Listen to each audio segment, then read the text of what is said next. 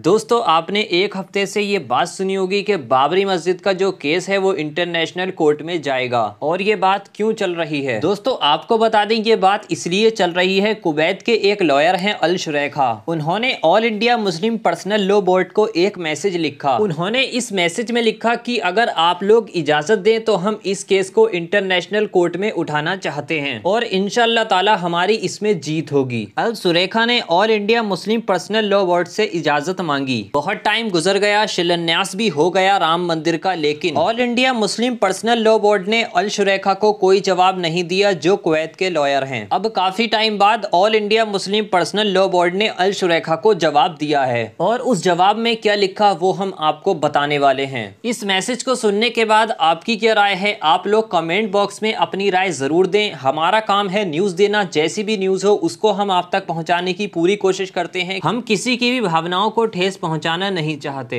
अल शुरैखा के जवाब में all India Muslim personal law board ने यह लिखा, डियर अल शुरैखा, हमें आपका मैसेज मिला। आप जो बाबरी मस्जिद को लेकर बात कर रहे हैं, हम आपको स्पष्ट शब्दों में बताना चाहते हैं कि आप जो बाबरी मस्जिद के केस को इंटरनेशनल कोर्ट में ले जाना चाहते हैं, तो हम आपको बताना चाहते हैं कि बाबरी मस्जिद का केस कोई क्रिमिनल एक्ट नहीं है। ये एक सिविल मैटर है, ये हमारा घरेलू मैटर है, ये कोई क्रिमिनल एक्ट नहीं है, इसलिए हम इस केस को इंटरनेशनल कोर्ट में नहीं ले जाएंगे। उन्होंने साफ तौर पर इस बात से इनकार कर दिया। लेकिन अल शुरैखा का कहना है कि मस्जिद को तोड़ा गया है, ये एक क्रिमिनल एक्ट है, इसको इंटरनेशनल कोर्ट में उठाया जा सकता है। अगर आप इजाजत दें तो हम इसको इंटरनेशनल कोर्ट में उठा सकते हैं। इसके जवाब में all India Muslim personal law board ने लिखा, डियर अल शुरैखा, हम आपको देख रहे हैं, पिछले एक हफ्ते से आप बाबरी मस्जिद को लेकर आवाज उठा रहे हैं, लेकिन आपने ये आवाज सिर्फ एक हफ्ता पहले से ही उठाई है, क्योंकि राम मंदिर का शिलान्यास होना था और आपने शिलान्यास होने से एक हफ्ता पहले से ही ये बात उठाना शुरू कर दी